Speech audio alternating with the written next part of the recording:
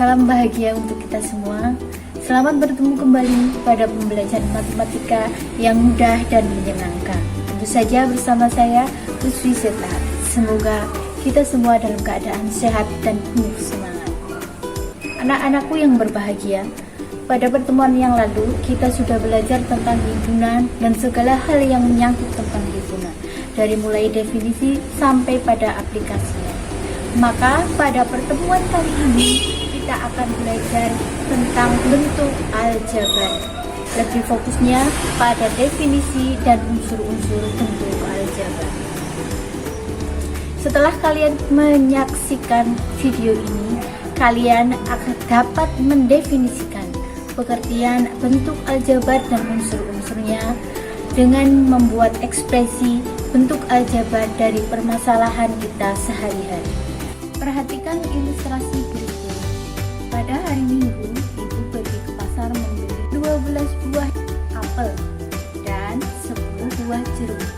Sesampainya di rumah, adik menebak barang bawaannya. "Ibu, apakah ibu membelikan buah kesukaanku?" tanya adik.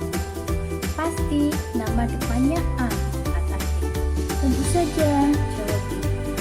Selang beberapa menit, kakak datang. Ia pun meminta pesanan buah dengan nama X yang menunjukkan buah kesukaannya.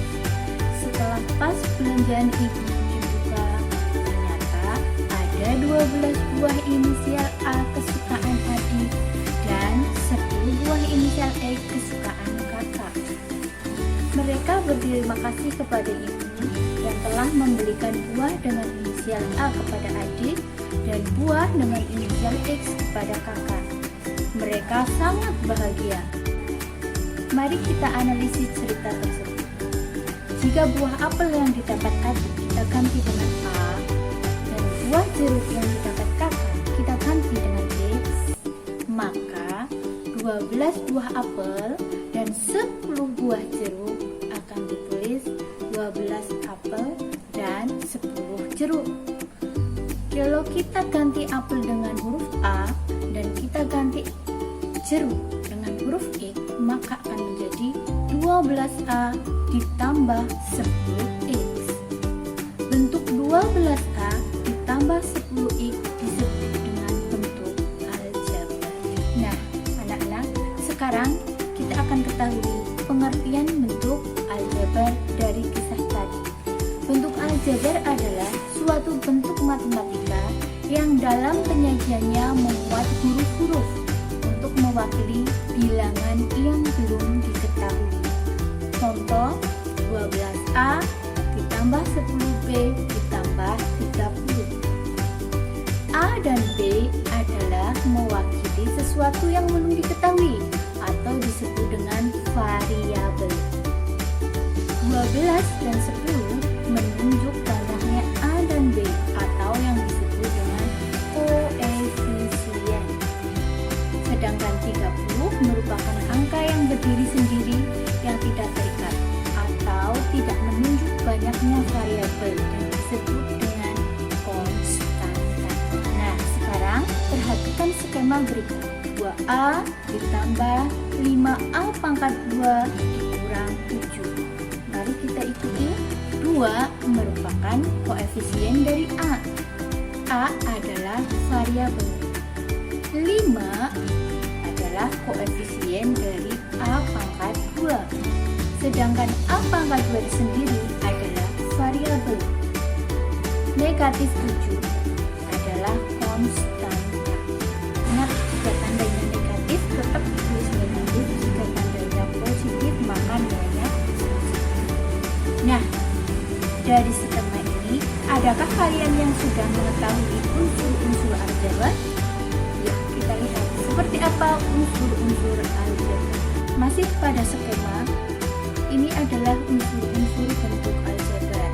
Yang pertama ada variabel, koefisien, kemudian konstanta, suku sejenis, dan suku tidak sejenis.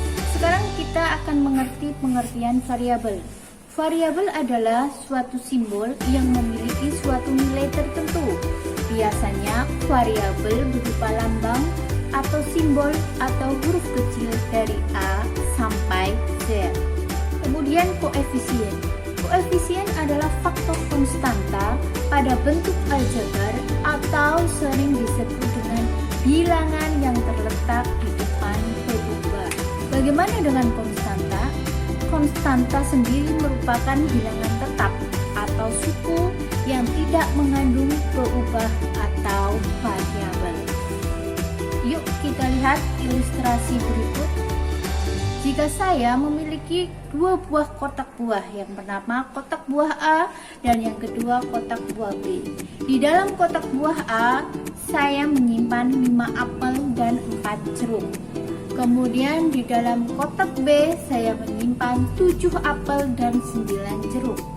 Jika masing-masing antara apel dan jeruk, kita buatkan variabel yang berbeda. Misalkan apel kita ganti dengan A, kemudian jeruk kita ganti dengan X, maka akan menjadi 5A ditambah 4X untuk 5 apel dan 4 jeruk.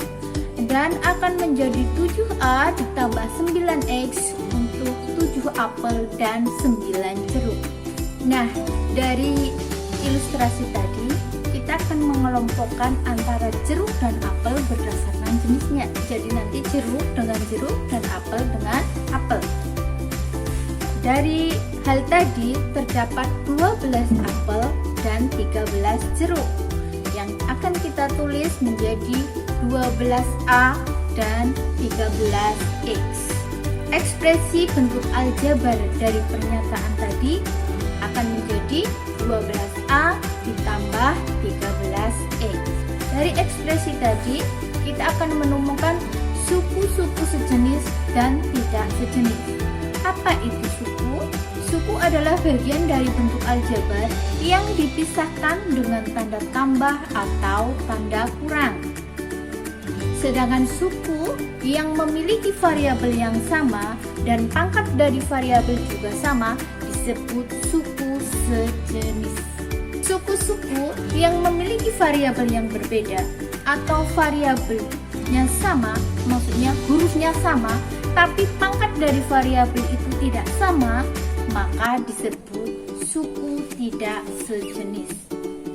Nah, anak-anak, pembelajaran bentuk aljabar merupakan salah satu dari integrasi keislaman. Dari surat Fussilat ayat 11 dan surat Hud ayat 7. Kalian bisa cek nanti di Al-Quran ya, surat Fussilat ayat 11 dan surat Hud ayat 7. Dalam sejarah Islam, kita memiliki seorang cendekiawan muslim, yaitu Muhammad ibnu Musa al-Khawarizmi. Beliau lahir pada tahun 780 Masehi dan beliau adalah seorang tokoh matematika. Karyanya yang terkenal adalah Al-Jabr wal Muqabalah, atau dalam bahasa Inggrisnya The Book of Reasoning and Balancing. Nah, ini adalah sebuah buku yang menjadi buku wajib pembelajaran matematika di Eropa pada abad ke-16. Untuk lebih lengkapnya, kalian bisa cek pada sejarah kebudayaan Islam maupun ensiklopedia Islam atau ensiklopedia matematika.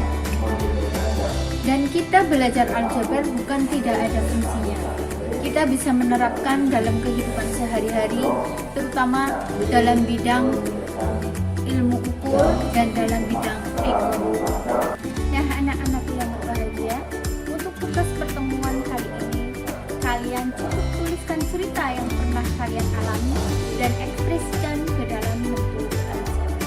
Selamat belajar, sampai bertemu kembali di pertemuan yang akan datang, yaitu untuk operasi bentuk aljabar. Assalamualaikum warahmatullahi wabarakatuh.